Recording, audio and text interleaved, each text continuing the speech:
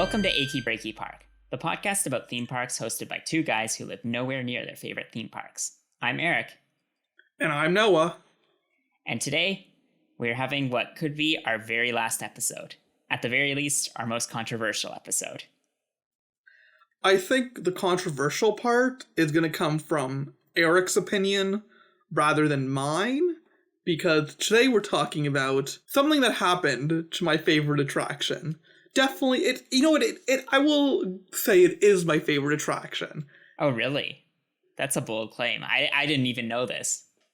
It probably is. Like, it might be tied with other ones, but, like, it's definitely up there. It's probably the thing I did the most on both my programs, and that is Walt Disney's Enchanted Tiki Room. And I think I went to this attraction anytime within Magic Kingdom waiting to meet up with somebody, and every time, almost every day in Disneyland, just because I loved it so much. But Noah, we're not talking about Walt Disney's Enchanted Tiki Room. Let's not beat around the bush. We're talking about the abomination that happened to it, which is the Tiki Room under new management. We're not getting into like the periphery of Tiki Room. We're focusing on under new management. We want to get to the bottom of what this is, what happened, why, and how we feel about it. But I feel like it's important to provide that backstory for me of how much I love the Tiki Room. Like, I'm currently wearing my Tiki Room shirt that I got from Disney Style and my Tiki Room hat. I think it's important for the listeners to understand my immense love and passion for the original Tiki Room. Just so when I get immensely angry about under new management, they understand where it's coming from. Well, I want to establish, too, that I have deep love and passion for the Tiki Room in all its forms, and we'll get into that later, because this was something that I actually fondly remember from my earliest trips to Disney. I remember it was like when I was like 12 and started going to Disney again after kind of like a break.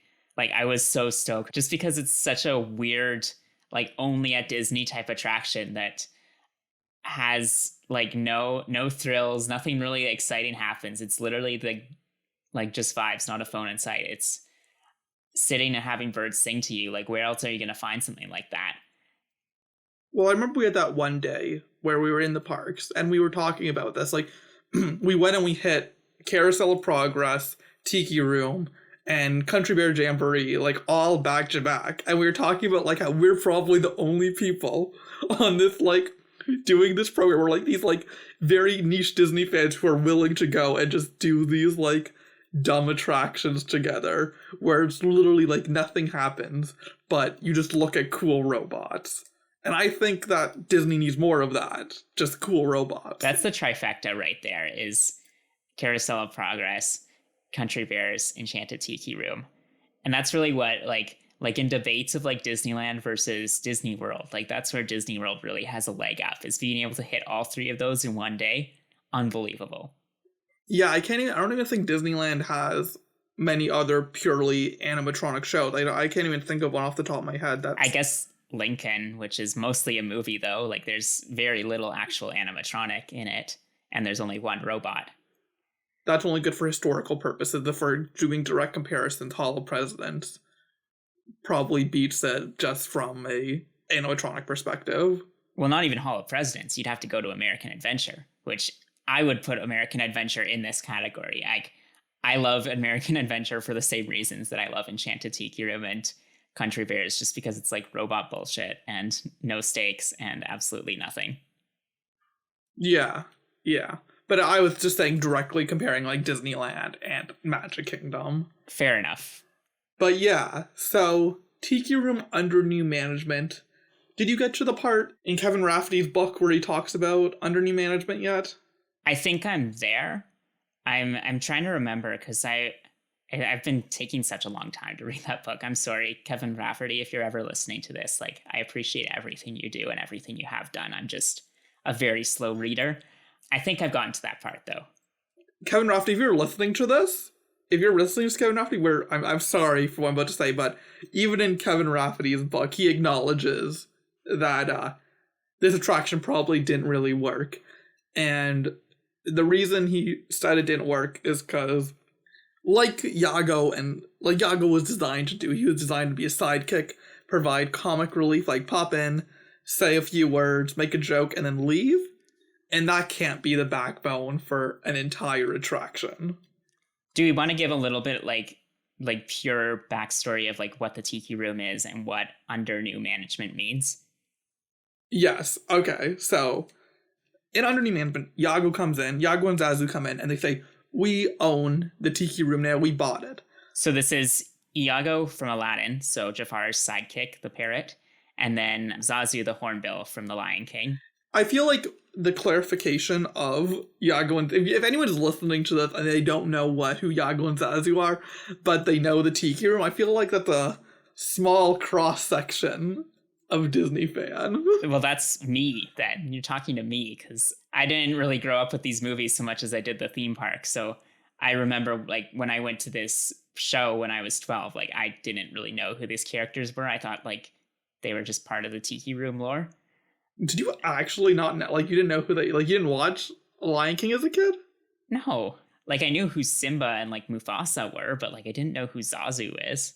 Like you might not know their names, but like if you saw a picture of Yago, would you be like, "Oh yeah, it's the bird from Aladdin"?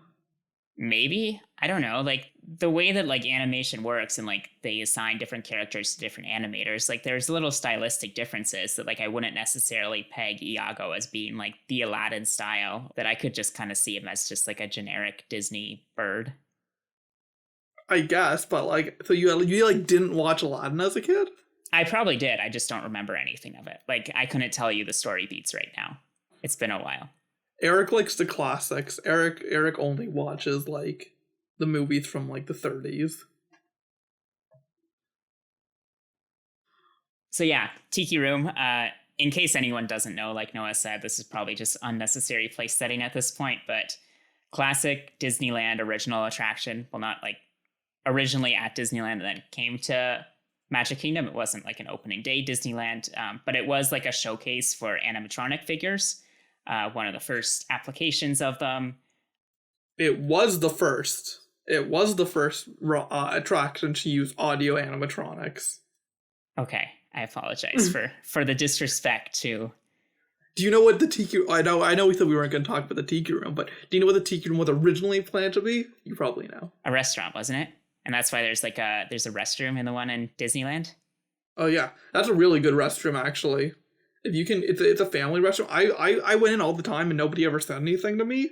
And then I learned after that like you're not allowed to go in there supposedly because it's like a family restroom. Oh, I didn't know that. I thought it was just like not very populated because you had to like be in the pre-show area to use it. Yeah, I think you're allowed. I saw something online that someone got yelled at once, but I'm pretty sure you're allowed because it's considered like it's like a family restroom. But if you want a best restroom at Disneyland because nobody knows about it and it's like super clean and like you get your own stall and it's like themed on the inside. Very nice. We should also clarify that under new management only happened at Disney World. That this was a replacement for what was at Disney World called Tropical Serenade. It was the same show as the Disneyland Tiki Room, but for whatever reason they gave it a different name over there. It was originally sponsored by the Florida citrus growers, but they dropped their sponsorship in 1986. And that's why in 1998, the under new management overlay opened. I will say that under new management implied that like the Tiki Room was a business or like an event venue. And I never thought of it that way. Like, I guess it is because they're doing a show. But that sort of is like, huh. Because the whole premise is that they're doing shuttle. They say, like, welcome to our tropical hideaway. You lucky people, you. We're going to start the show right away. Like, it does imply that there is, like... That it's like a venue. It's like a nightclub or like a Vegas nightclub. I guess, yeah. That is definitely way more underlined in the under new management version. Like, there's a lot of, like, those, like, very topical references to show business and all of that in this version of the show. Yeah, and we'll get into that because I have some parallels to some other failed attractions that talk about show business that also didn't work out. Yeah, it really promotes to like the instant datedness of this show, because I say topical references, but like topical to probably like 40 years before this overlay opened. This seems like something Eisner would have loved. Like Eisner was just like, yes, everything about this is amazing. We got the IP in there, we got the synergy, we got the references to Hollywood. Yeah, Eisner, loved his references to Hollywood, his digs at the competitors. What was it, Dream Jerks in the Superstar Limo ride? Yeah. And there you mentioned the ride I was implying before, Superstar Limo, and this gave me parallels to the themes of that. Obviously, if you still have the bones of Tiki Room in there, you're going to automatically be better than Superstar Limo. But I feel like its parallels to Superstar Limo is what brought it down a lot of pegs. Probably, yeah. It's definitely because like this was within like a few years of Superstar Limo, so like the timeliness of this attraction is super evident in that. So do you want to kind of dive in on the details of this, starting with the pre-show, or do you have any more table setting to get out of the way first? I'm probably going to bring up more things later, but we could get into the pre-show. Yeah. And I will say to begin with, I'm not too fond of the pre-show at Disney World to begin with. It's very stripped down. Like there's not much there, even now. And like Disneyland is better, but like even at Disneyland, I don't think anyone really pays attention to the pre-show, because in Disneyland you're sort of like in a little courtyard type thing and sort of happens around you. So there's no like announcement that the pre-show's happening. You kind of have to be paying attention. Most people like talk over it. And there it's like the different tiki gods are like telling you who they are. And in Disney World, it's the two birds who are, and obviously the show, because, you know, music starts, and then the thing opens up and you see the two birds in there. And they start talking about like, oh, welcome, we found this tiki place years ago, and now we do shows here. But in the overlay, they're talking about how they're Hollywood talent agents. Hollywood talent agents. And they're voiced by, I have it in my notes somewhere, Don Rickles and Phil Hartman. So comedy legends, like arguably terribly underused in this, I would say. Yeah. I didn't recognize Phil Hartman's name. I meant to look that up. What was he in again?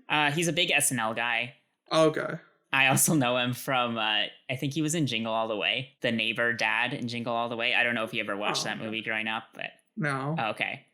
I know who Don Rickles is, though. But yeah, of course you know Don Rickles. I was listening to him, I'm like, who is that voice? I recognize those voices. And I'm like, oh, makes sense now.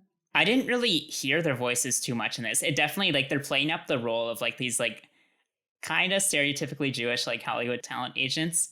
You do get a little bit of, like, the Rickles insult comedy in here, like, because they're kind of, like, arguing over, like, who's, what do you call it? Like, the person that the agent represents, like, whose talent is, like...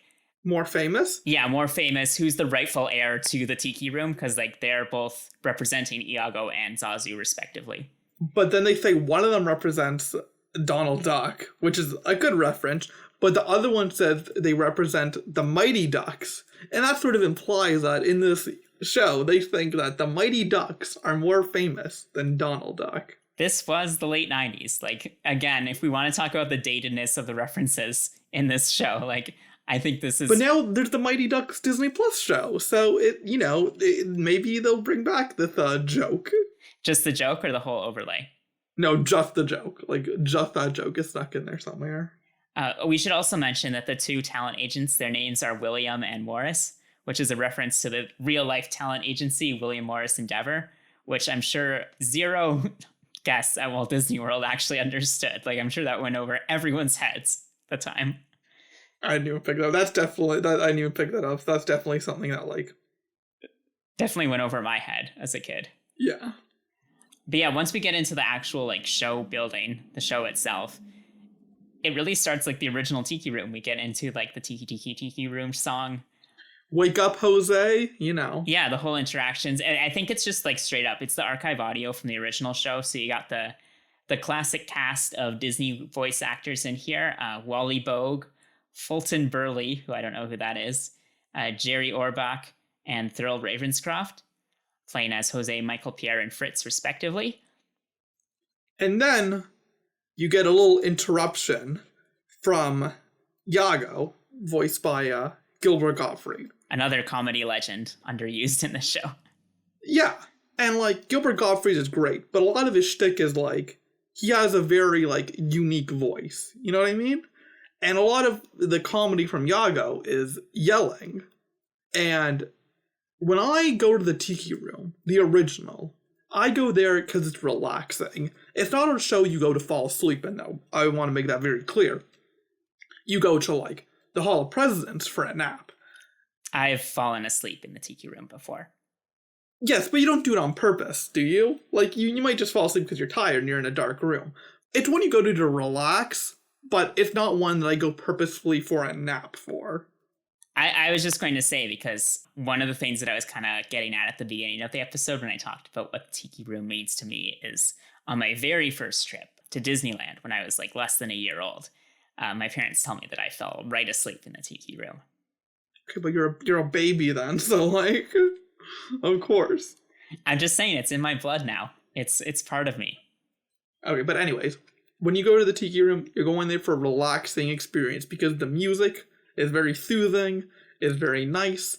I don't want to hear Yago yelling at me when I'm in the Tiki Room. I want to have this nice, relaxing experience. I don't need all this, like, I don't need all the glitz and glamour that Yago wants to add to this. I just want my nice, relaxing attraction. Yeah, like you talk about the Gilbert Gottfried voice. I have respect for Gilbert Gottfried, but it's an acquired taste, I would say. It's definitely not something you want to hear like being yelled at you for an extensive period of time in like this 10-minute long show. Especially because a lot of like the Yago character that he's playing in this show is just like very like angry and like very look at me. Because like once he gets into this, like he kind of bursts into like this rendition, this sort of like parody cover of Friend Like Me from Aladdin, which includes the line, "I'm a big celebrity." And it's really just like him gassing himself up as the new owner of the Tiki Room. And it's not something you want to hear for like a long period of time in that Iago voice. Oh yeah, and there's another line in here that made me angry. That's, can you birds sing hip hop or rap or even rock and roll? And I'm like, that is not what they do. They are from Hawaii. They sing Polynesian music. I do not want them to hip hop or rap or rock and roll.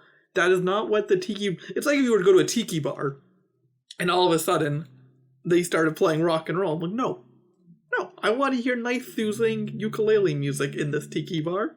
I do not want to hear guitar or hot, hot, hot. You're sounding like an angry old man right now. I'm just gonna caution you a little bit. I don't care. I don't care. There's other. I'll go to Rock and Roller Coaster. Rock and Roller Coaster. I want to hear some rock and roll. But when I go to the Tiki Room, I want my nice, soothing, relaxing music. I'm just saying, after he says that line, there's like a sweet little guitar riff in there, kind of thrown in there for spice. I appreciated that. Okay, like, if we're talking in the context of, if Under New Man was the only thing that existed, and that was like the original ride or show, fine.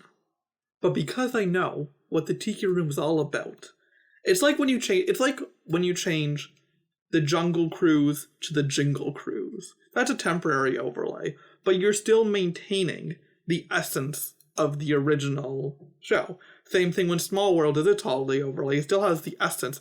Or even, for another example, like Country Bear Vacation Hoedown or Country Bear Christmas, you're still maintaining the central thesis and idea of that show. Under New Management takes away everything the Tiki Room represents and throws it out the window and says, this is dumb. Nobody likes this thing. People want rock and roll. I should also mention that in between all this, Zazu is kind of like the voice of reason. He comes down and he's like, you can't change the Tiki Room. Like, Tiki Room needs to stay the way it is. You got to appease the Tiki gods. So, like, this argument that we're having right now, like, it's really Iago versus Zazu. And I want to point out that Zazu, by taking this stance, is canonically anti-IP. He's canonically anti-Iger, anti-Eisner. So that's something to think about as well. That would make him anti himself then. It's a philosophical question. He's other thing, but he was also one of the people who who purchased the Tiki Room along with Iago. So maybe he's trying to preserve it. Maybe he's trying to like prevent anyone from like tearing it down and building condos. It's like the But why would Yago and Zazu go into business together? You think that would have to be a conversation they would have had before they bought it? Listen, you need to understand the backstory of this overlay. They're not friends. Iago makes that very clear that they have no they're co-owners, but they're not friendly with each other. And that's the conversation that William and Morris were having at the beginning too, is there's some conflict of interest here. There's some butting heads, and that's really what we're witnessing unfold over these 10 minutes. But why would you even go into business with somebody who you like, you don't even have the same, like, you go into business with someone you don't like? What bad idea. But like, you can also like, but you would think you would have the same vision for what you're going to do with the business. These are complete opposites of what they want to do. I think there's some like lack of communication or just like assumption that like one's going to get over the other. Probably Iago thinking that he can outdo Zazu is probably my thinking here, but these are opposing forces, and that's what makes this attraction truly the epic story that we witness. Thinking about it, there are a lot of continuity errors in this, so I think we should go to like the next scene where once Yago has a song and Zazu's like, you're gonna upset the Tiki gods, and then Oa comes out, and when I saw this, I was like, damn, that is an impressive animatronic for this show.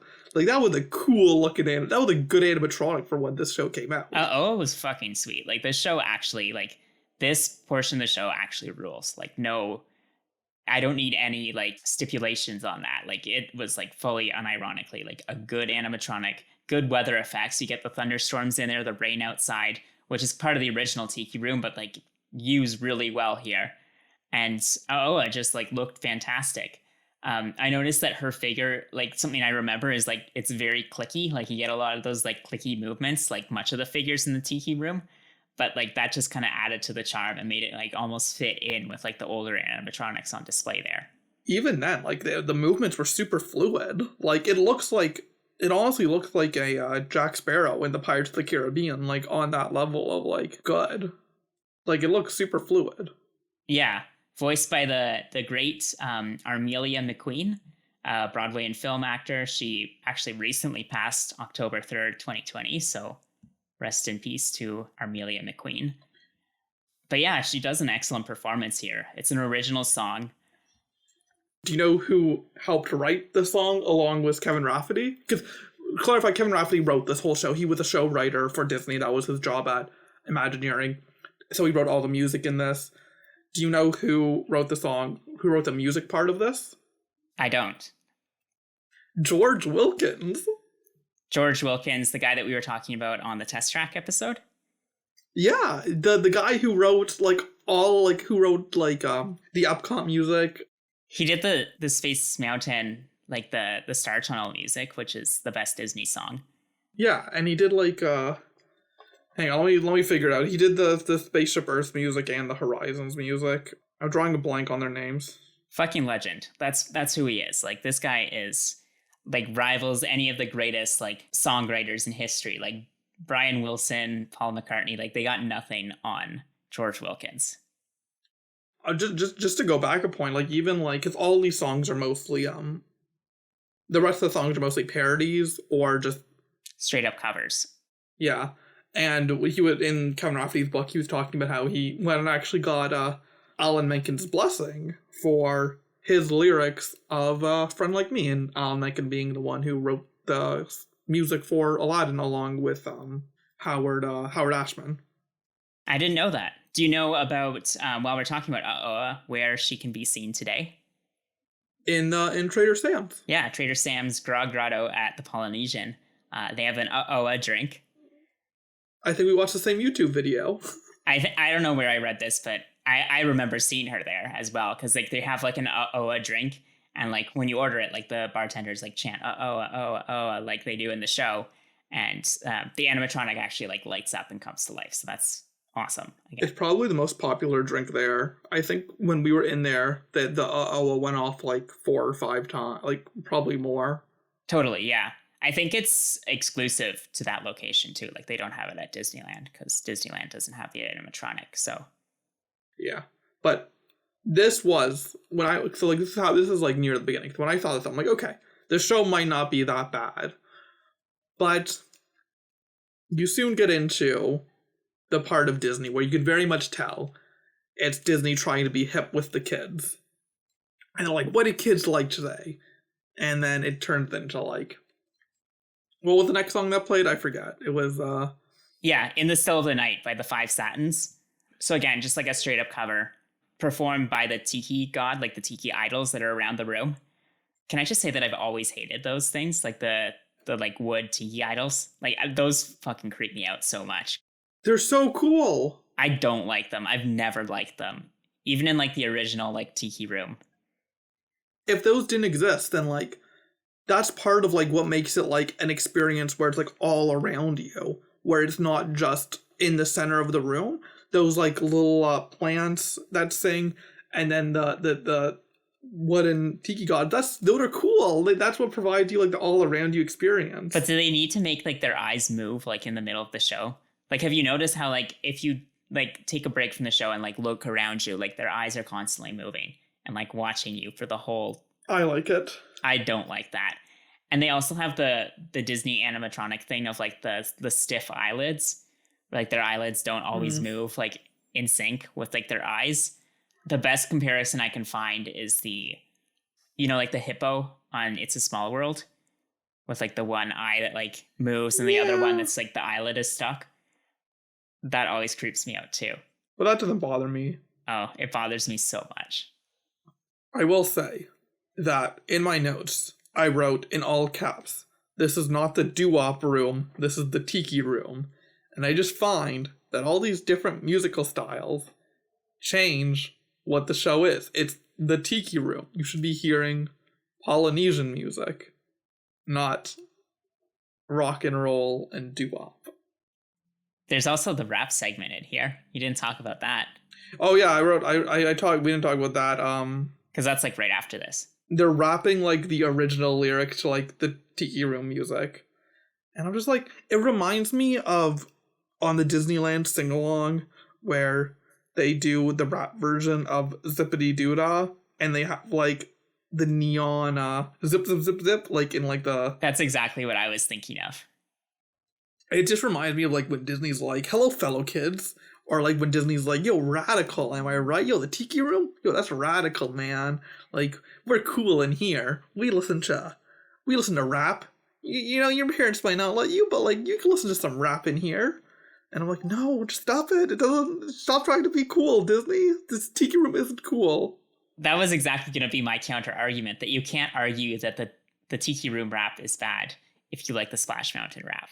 And I know you like the Splash Mountain rap.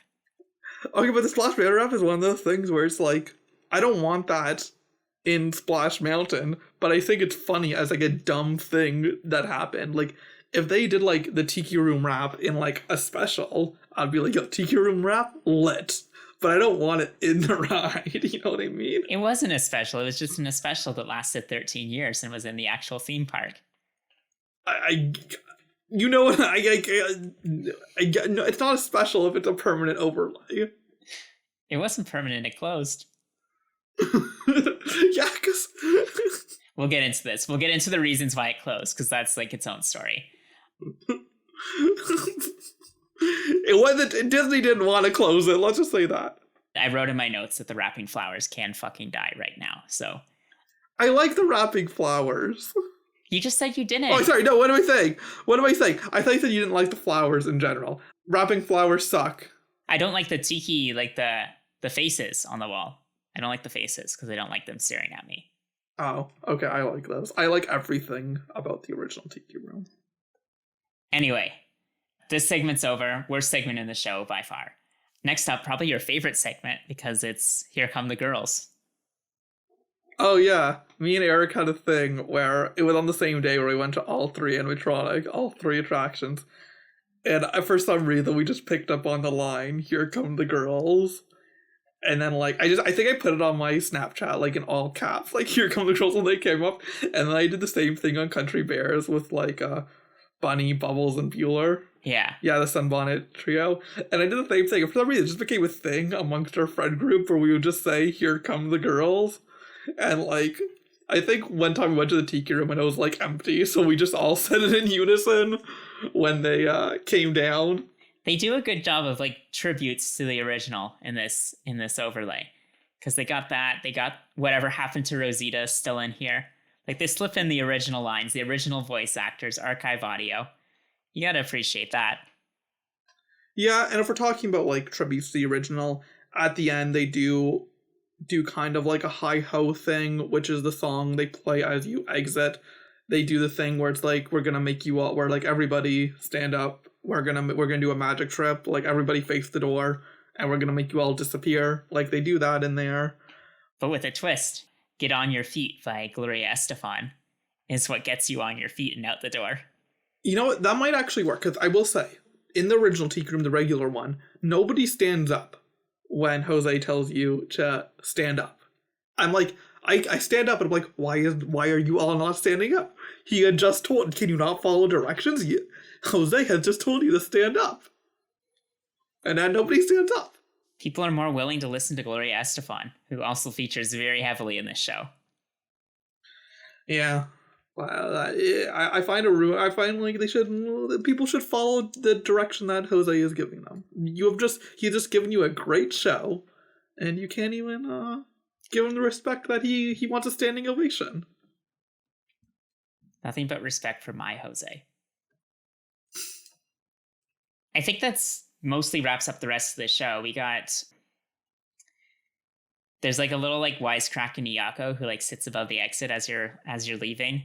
He does have a very good line where he's like says, "Oh, I'm gonna go take a nap in the Hall of Presidents." That's a good line, kind of, exactly what we were talking about before. But that's a quality line. That's like on the level of Martin Short in the O Canada film saying he has fast passes for Soren. I like that references to other attractions. I do appreciate that. Okay, I thought you were gonna take issue with that one, so I was ready to defend it, but now I don't need to. What would be your defense if I was like? Why would you think I was against it, and what was your defense for it? I'm interested. I thought that you would get mad that it's like disrespecting another Disney attraction by telling people to sleep through it. My defense was just like, it's a topical reference, and it's one where they like I like Disney doing jabs at itself.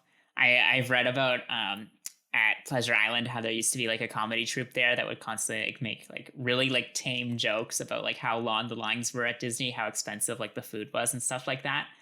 And Disney, like, just because knowing them, like, you don't expect them to go there, but it's very funny when they try to, and obviously like completely toothless about it. But look, you can disrespect the Hall of Presidents all you want, like probably the one ride that deserves our disrespect more than any. Yeah. I don't think it's gonna close though. I can see. No. But if it did close, you would have a lot of robots to scatter around different attractions. And honestly, you could just keep them as presidents and just put them in other places. Like, imagine yourself on Pirates of the Caribbean and you sail by Lincoln and he's just there waving to you. I don't know I don't know enough about like old presidents to know which one is like the most piratey, but there's got to be one. Yeah, I was trying to think of one, and then I was like, I was going to go with Lincoln. But, like, even so, like, if you did strip those animatronics, you could easily put them in just, like, even just reskin them as pirates and just put more pirates in Pirates of the Caribbean. That would be a cool plus up. That's true. I was just saying that, like, now that Stitch and Primeval World are closed, like, we have a new opening for, like, worst attraction at Disney. So it's a strong contender. Yeah. It's definitely a sleepy time one. But we're not talking about Hall of Presidents. We're talking Under New Management, a show that deserves our respect. No. You see, you haven't done much in defense of Under New Management. You've only just been kind of going over, like, the attraction, beating around the bush of why it's bad. You haven't given me any points for why it's good. It's not good. I think that's what it is. I think my impressions that I took from like rewatching it was just like, it's not as bad as I thought it was. Like, it's not as bad as I remember. It's just very like theme parky. Like, it feels very much like in a specific time period and like specific, like the way theme park rides are structured. Like, this is basically like the epitome of, like the universal trick of like, you're on a ride and then something goes wrong. Like, that's like you're supposed to be like taking a tour of like Amity Village or whatever and the Jaws ride, and then Jaws attacks. Like, that whole structure for a ride is basically what you're seeing here. It's like you're supposed to be in the tiki room. It starts normally, and then Iago comes in. So it's very theme parky, and I like that about it. But is it one of those things that you like ironically, where it's like I'm trying to think of like bad attractions that we love, but they're like it's like we like them ironically, like they're not actually good. Like if this actually existed at Disney, will you go on it as much as you would go on the regular Tiki Room? Because I know you would do the Tiki Room quite regularly, but would you be willing to do this as regularly as the original Tiki Room? Probably not. But I would also say that like my love for the tiki room is also mostly ironic because I recognize that it's corny. I recognize that it's cheesy and also like kind of dated and like not great in its representation of like South Pacific like Polynesian culture. Yeah, yeah. But then that's the whole issue with Tiki in general. Yeah, yeah. Like Tiki itself is cultural appropriation. Exactly. So like it's hard to be like completely dead on and like non-ironic about something like this. Like I don't know if this is more or less disrespectful than the actual tiki room. It's hard for me to say. I'm not Polynesian, like I'm not a Pacific Islander at all, so I don't feel like I should be weighing in here. But like I can't take anything this too seriously, is what I'm saying. Do you ironically also like Country Bear Jamboree though? Because I feel like Country Bear Jamboree is more ironic for me than Tiki Room Same, is. yeah, My love yeah. for it. Like all of these rides that we were talking about, so Tiki Room, Country Bear Jamboree, Carousel of Progress, even like they're all like a little ironic, just because they are like corny and like there's no like way around that. What about the People Mover? I feel like that also falls into this category of thing that only like diehards love. Do you think you love the People Mover ironically? That one's different because like that one I do have like a really big fondness for, like just from childhood and riding it as a kid. And just like it is a relaxing ride and it's like a unique concept. But like in terms of being a nothing ride, I think there's like a little bit of irony in there. It's hard to say. We'll do a People Mover episode at some point, so we'll talk about all of this and like the specific memories that I'm referring to, but it's hard for me to say. I wouldn't say that it's completely unironic, though. I think there's a little bit of irony in there. I think all of these rides are like there is a bit of irony in them, but for me it's mostly unironic because I said it before, like I love the Tiki Room. Like when I go there, we have the Tiki Bar in Toronto. There's one called like Shameful Tiki Room, called Shameful Tiki, and I just love the whole vibe of like this, of just like Tiki in general. And I think that also played. I think it came from how much I love the Tiki Room, and I just feel like this new version just strips away that entire vibe of just like relaxing, like a relaxing show, and changes it into something that's totally different and doesn't contain enough of the essence of the original to make it a tribute, but outside of just references. How do you feel about it, like in terms of the way that people talk about Guardians of the Galaxy versus Tower of Terror? That like at least the original Tower of Terror still stands. Like at this point, like the Disneyland Tiki Room never went away. It was just the Disney World that had the overlay. So That's different because Guardians of the Galaxy, it's a totally different ride than Tower of Terror. Like it's the same mechanics, but everything else about it is its own thing. So I don't even consider that like an overlay. That's like a total change from the original. Because the drop tower is a very basic ride mechanic. So it's just saying like that's just a totally different attraction. Like I don't even think you can compare the two in the sense of like, oh, was it worth it to change it? And I think it was. Like the way I always explain it is Guardians of the Galaxy is a more fun ride, but I like Tower of Terror more overall, just because I think I like the theming of Tower of Terror, but like Guardians is more like a party, whereas Tower of Terror is more of like the story, the spookiness, like I like that kind of storytelling. well, Tower of Terror is just the best ride. Like it's just the best theme park ride that's ever been built. Yeah. And also the better version, Disney World has the better version of Tower of Terror in general because it does the going forward part. It does the third dimension part where you go forward, and Disneyland doesn't have that. So it was already, I never went on the original in Disneyland, but from what I know, it was already an inferior version. So you have the version Disney World and then Guardians and Disneyland. And I think anytime you're getting more variety of ride, it's a good thing. But it's different than this, where you're trying to like, it's still called the Tiki Room, but you totally negate the entire essence of it. Well, we could talk about that here a little bit too, because I guess skipping ahead, but we might as well get to it now. The under new management overlay, it's gone now. It went away in 2011 because of a mysterious fire that broke out in the attic, severely damaged the Iago robot.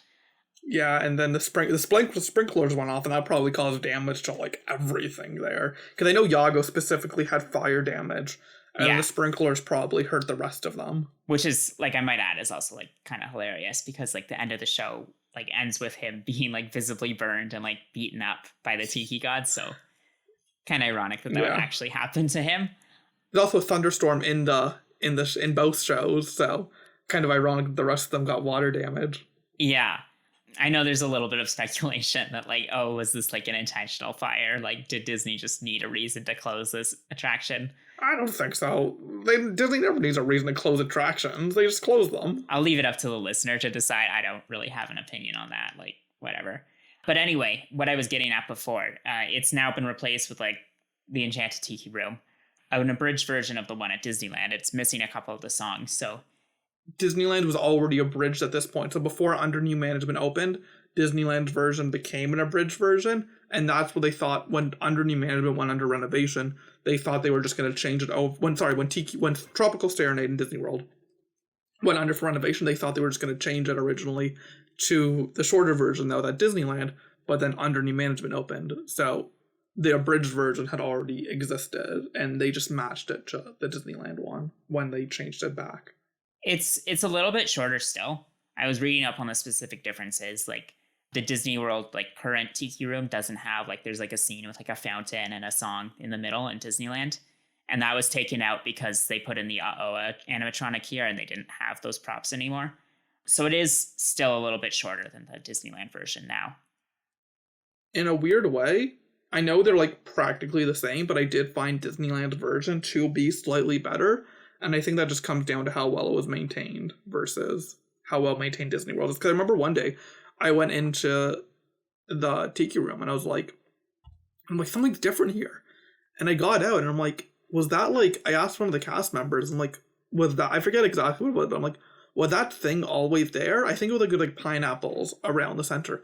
And I guess they must have just gone in the night before and did like some maintenance to brighten it up because I never noticed it before. And they do the thing. I remember they did the same thing with Pirates. I remember I went on one day, and I'm just like, this scene just looks better now, just because they maintain their attractions better there. Well, it's like I remember going on Expedition Everest and like the bird and the stick sometimes being there, sometimes not. And like specifically asking the cast member about that, like what. The first time I saw the bird on the stick and I didn't know all the like backstory about that, like I was super confused, like what was going on. So. Like, I'm sure there's little bits of maintenance that are done in the night, as with any Disney ride, that you notice things sometimes. Yeah, but you have to agree with me that Disneyland has maintained their rides better overall than Disney World does. I think so. It's hard for me to say. It's been, like this whole podcast, it's been way too long for me to, like, make the comparison right now. Yeah. But that's always what you hear is because Disneyland is was mostly annual pass holders, that they had to maintain things better, because it's not like the tourists that go to Disney World and they go once in their life and they're not going to know if something's broken versus the annual pass holder at Disneyland who goes every week. And this is just say that I do think both of these parks are insane, and they both obviously do maintenance on their rides, and no Disney World ride is in complete shambles where it looks like crap. It's like literally just small things, like just like small lighting things, or just like repainting a small part of an attraction and making it look better. I'm not talking shit on Disney World because their attractions are still amazing. Now that Primeval Whirl and Stitch are closed, you mean? Yeah, well, I mean, both coasts have their bad attractions. I will say Disney World does have slightly more filler just because it's bigger, but Disneyland has slightly less. Like, I guess probably the best comparison for Disneyland would probably be like the Pixar Pier stuff. Like at the very least, it has the advantage that it was all very recently overdone. And themed to a pier, I guess. Yeah, kind of themed to Pixar-ish. Probably the best comparison there, but again, like, there's filler on both coasts. I think is the point. Yeah, for sure. Yeah, and I guess the epitome of filler, maybe, yes, no? Tiki Room under new management? No, I think filler implies it's just like... Filler implies it's just a ride that you could go on at any theme park, any amusement park, any carnival, but just with a Disney overlay. Like the off-the-shelf kind of deal. Yeah, like you can't experience, even under new management, at any other park in the world, but you can experience a Dumbo-style attraction. No, Dumbo's not filler because of how classic it is, but you can experience, like, a primeval whirl at anywhere in the world. Yeah. It just has some Disney theming thrown on it. Well, whether or not we want to call it filler, I think under new management, we've certainly put a lot of thoughts out there. Controversial hot takes. Maybe not as many as I expected, but we had our disagreements. Let us know what you think. Tweet at us at Achy Breaky Park on Twitter and follow us on Instagram and let us know your thoughts. Do we have a hashtag? Can we come up with something real quick? Hashtag down with Yago? No. Either hashtag... It has to be something about Yago catching on fire. Either hashtag fire the management. That's good. Or... Yeah, hashtag fire. I didn't even realize the fire comparison until I said it. Hashtag fire the management. Or hashtag... Zazoom into the room. Okay, hashtag fire the management or hashtag Zazu into the room. Yeah.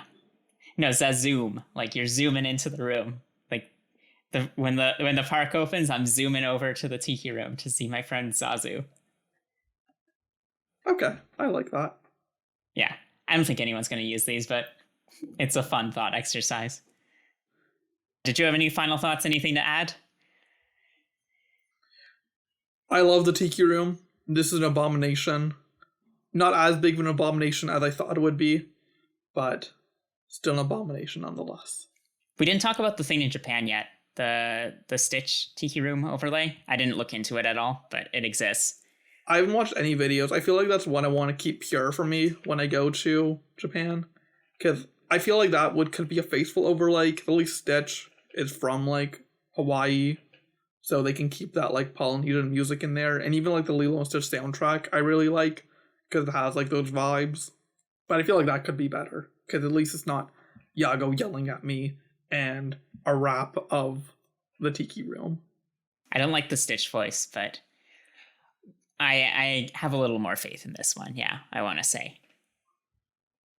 Anyway, thanks for coming along for the ride with us on Achy Breaky Park. Stay tuned for new episodes on Apple Podcasts and Spotify. And be sure to follow us on Twitter and Instagram at Achy Breaky Park. And don't forget to use those hashtags, hashtag fire the management and hashtag Zazoom into the room. If you like this show, feel free to leave a 5-star review. When we talk about the show, we're talking about this show and not under new management. Yeah, I don't think anyone's giving under new management a 5-star review, but don't forget, it was all started by 2 guys desperate to go back to their favorite theme park, but not desperate to go back to Tiki Room under new management. I'd probably take it at this point. If I could just go into it under new management right now, like no strings attached, I would do it. Oh yeah, at this point I would go into any attraction. I would just want to sit inside the dinosaur gift shop. I would just want to. I know that's too good of an example. I would just want to sit inside with like the least themed thing at Disney. I just want to go to Disney style even at this point. Yeah, let's just soak it in. Anyways, this is too long of an outro. Until next time, guys. See you later. Bye.